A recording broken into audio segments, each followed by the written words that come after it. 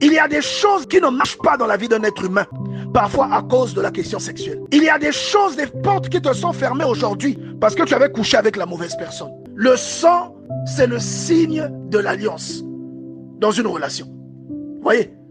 Et la femme est anatomiquement conçue pour saigner lors du premier rapport sexuel. Pourquoi?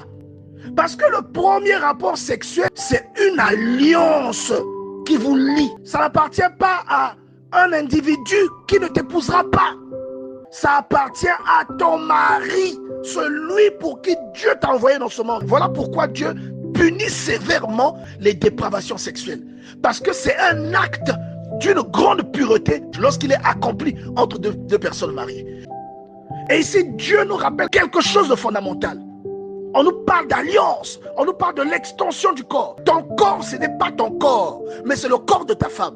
Et ici, vous voyez que ce n'est pas que dans le Nouveau Testament qu'on le dit. Vous allez dans l'Ancien Testament, on dit dans Lévitique chapitre 18, verset 8, tu ne découvriras point la nudité de la femme de ton père. Et on ajoute, c'est la nudité de ton père. Et pourtant, la nudité que tu vois, c'est celle de la femme de ton père. Mais on te dit que ce que tu as vu là chez la femme de ton père, c'est la nudité de ton père. Donc c'est une extension de sa nudité. Cette nudité lui appartient. Vous voyez? Et on te dit au verset 14, tu ne découvriras point la nudité du frère de ton père. Tu ne t'approcheras point de sa femme, c'est ta tante. Donc il y a des connexions sexuelles qui ne sont pas possibles devant Dieu. Quand tu te mélanges sexuellement avec quelqu'un, il y a des connexions qui sont source de malédiction devant Dieu. Vous comprenez, bien aimé dans le Seigneur?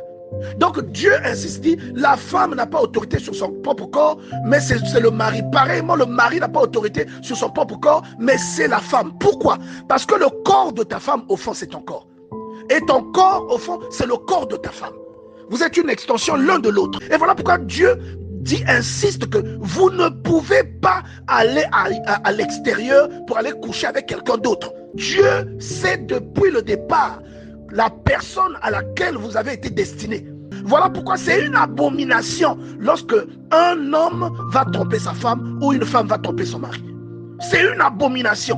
Vous comprenez, bien aimé dans le Seigneur? Vous allez vous mélanger à quelqu'un d'autre. Et c'est pourquoi l'apôtre Paul rappelle que celui qui couche avec une prostituée devient une seule personne avec cette prostituée. Donc il y a des connexions qui ne sont pas possibles devant Dieu.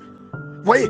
Il y a des connexions sexuelles qui sont source de malédiction devant Dieu. Parce que quand tu te mélanges sexuellement avec quelqu'un, c'est censé rappeler l'unicité que toi et cette personne vous avez dans votre origine telle que Dieu vous a créé. Ce rapport sexuel, c'est comme une fusion. C'est censé vous rappeler que vous êtes une personne. Et c'est pourquoi l'apôtre Paul rappelle que celui qui couche avec une prostituée devient une seule personne avec cette prostituée. Parce que c'est un acte d'une grande pureté, un caractère très caché et très sacré et très profond que souvent l'être humain survole.